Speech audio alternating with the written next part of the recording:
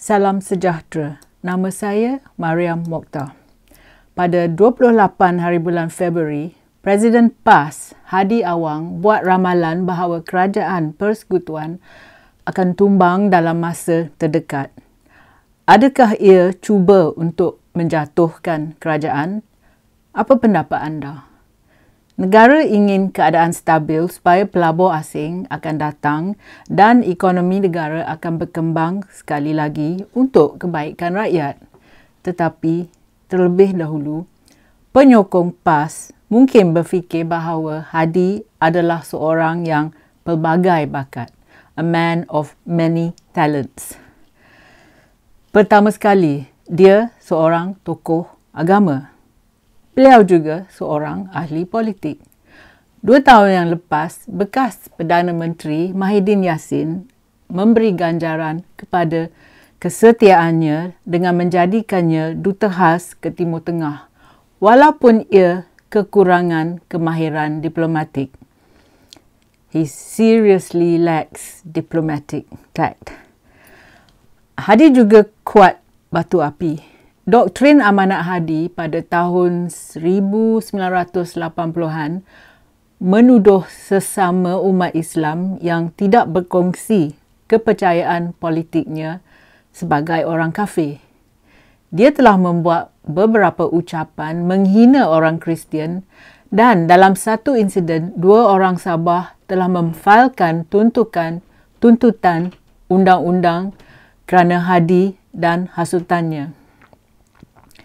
Sebelum PRU ke-15, Hadi menyerang orang bukan Islam dan mengatakan bahawa mereka adalah musuh-musuh Islam.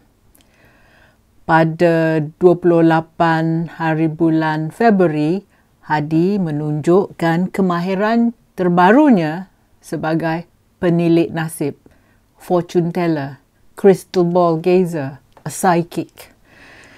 Ketika dia meramalkan kejatuhan kerajaan perpaduan Anwar Ibrahim. Sekiranya ramalan Hadi menjadi kenyataan, siapa yang anda fikir akan ganti Anwar sebagai Perdana Menteri Malaysia? Ismail Sabri adalah bekas Perdana Menteri yang tidak berkesan langsung dan kami cuma mengingatnya dari baju desainernya yang sangat mahal. Mahidin adalah satu lagi bekas Perdana Menteri yang kontroversial yang berbohong tentang agenda Yahudi dan Kristian yang ia kata ingin memerintah Malaysia. Perdana Menteri pintu belakang ini sekarang didakwa dalam siasatan Suruhanjaya Pencegah Rasuah Malaysia atas peranannya dalam skim korup Jana Wibawa untuk membantu kontraktor Bumiputra. Jadi, apakah pendapat anda tentang kualiti Perdana Menteri yang berkesan?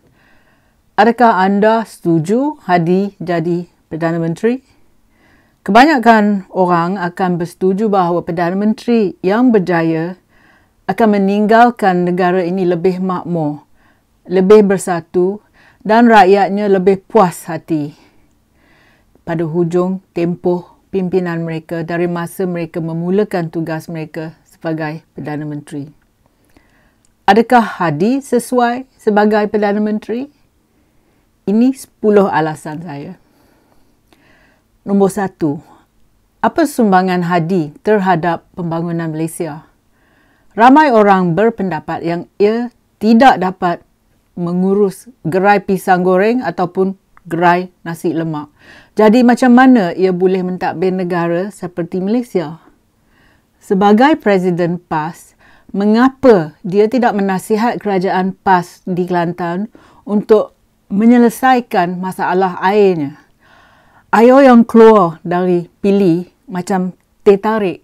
Sekeliling Kota Baru tu, orang campak beg plastik, botol, koteh dan lain-lain sampah berata-rata. Apa yang telah dilakukannya untuk menjadikan pemuda Kelantan lebih produktif dan bersumbang untuk pembangunan negara? Kelantan juga mempunyai insiden dadah yang tertinggi di Malaysia. Yang kedua, ahli PAS tidak sabar-sabar untuk mengharamkan segala aktiviti yang bukan Islam. Syarikat-syarikat pembuatan arak buat sumbangan yang besar terhadap ekonomi negara dari pelaburan asing dan juga dari cukai. Tetapi syarikat-syarikat ini ditekan oleh orang atau oleh penyokong PAS. Konsert yang menampilkan artis asing dikritik kerana tidak Islam. Pertunjukan ini membawa pendapatan untuk perbendaharaan dan menarik duit pelancong. They attract the tourist dollars.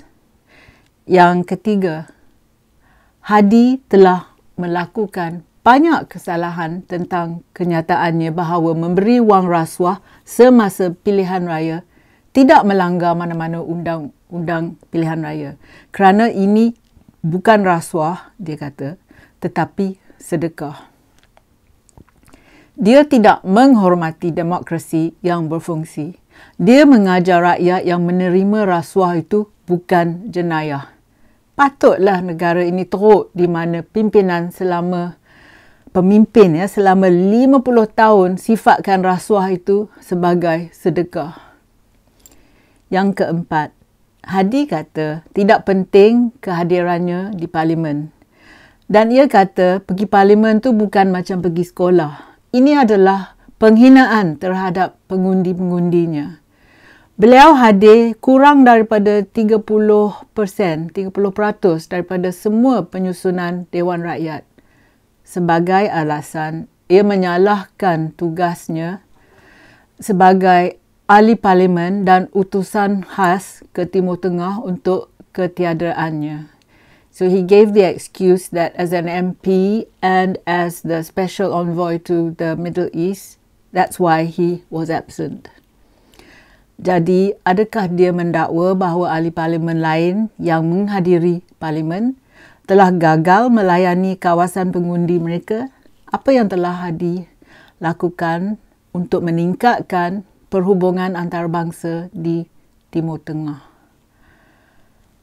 Yang kelima, sebagai utusan khas ke Timur Tengah di bawah Mahyidin dan Ismail Sabri, Hadi menikmati status menteri dan menerima gaji yang besar, faedah yang lumayan dan juga pencen.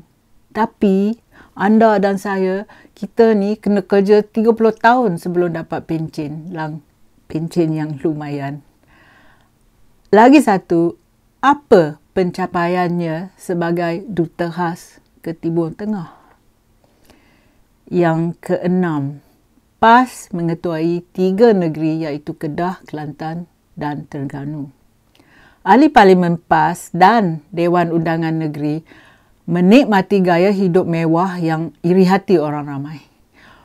Walau bagaimanapun, dasar dan polisi-polisi mereka gagal memperbaiki kehidupan rakyat dan ramai orang masih miskin. Yang ketujuh, Hadi lupa bahawa Malaysia ni adalah negara pelbagai kaum, agama dan budaya. Bagaimanakah dia dapat mentadbir negara ini apabila matlamatnya adalah untuk mengenakan undang-undang syariah dan hudud dan menjadikan Malaysia sebagai negara Islam? Bagaimanakah dia akan menjaga kepentingan Bumiputera yang bukan Islam seperti orang asli dari Semenanjung Malaysia dan juga orang asal Sabah dan Sarawak? Adakah Malaysia Timur akan berusaha keras untuk keluar dari Malaysia?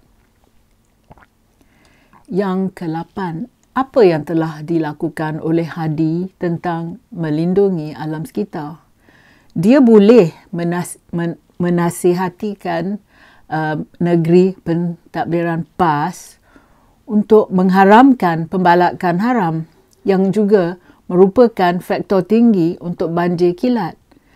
Apabila orang mati dan harta benda dan juga ternakan termusnah dalam banjir, ahli-ahli politik PAS mengatakan bahawa ini adalah perbuatan Tuhan. Bila mereka gagal mentadbir dengan betul, mereka suka tuduh Tuhan. Yang ke-9, pada 2 hari bulan Mac, Sultan Terengganu kecewa bahawa ahli politik menyampaikan kuliah agama, kelas agama dan juga doa Jumaat tanpa kelulusan dari pihak berkuasa. Hadi secara terbuka mengatakan bahawa dia akan menentang larangan ini. Kenapa Hadi dibenarkan untuk mencabar Sultan? Menyedari ancaman yang ditimbulkan oleh ahli-ahli politik ini juga mendorong Sultan Perak untuk melarang ahli politik daripada menjalankan sebarang aktiviti syarahan di masjid. Kenapa ahli politik seperti Hadi yang kuat menghasut dibenarkan mengancam keamanan negara? Dan yang ke-10, adakah Hadi tidak dapat disentuh? Is he an untouchable? Walaupun banyak ucapan provokatifnya, mengapa polis tidak menangkapnya? Semasa PRU 15, Hadi menentang peraturan pengundian bila ia berpakaian dalam baju yang ada logo PAS. Mengapa ia tidak dihukum? Jadi, Hadi suka pecah belah rakyat dan ia langsung tidak tahu tentang ekonomi, tentang hubungan masyarakat, community relations dan juga hal-hal alam sekitar. Dia suka menakutkan ramai orang Melayu tentang kehidupan di akhirat jika mereka enggan mendengarnya. Jadi, adakah anda masih setuju Hadi jadi Perdana Menteri kita? Terima kasih kerana sudi menonton. Jumpa lagi. Kalau anda suka video saya, sila tekan like dan subscribe pada channel YouTube saya. Pertimbangkan menyertai laman Patreon saya. Terima kasih.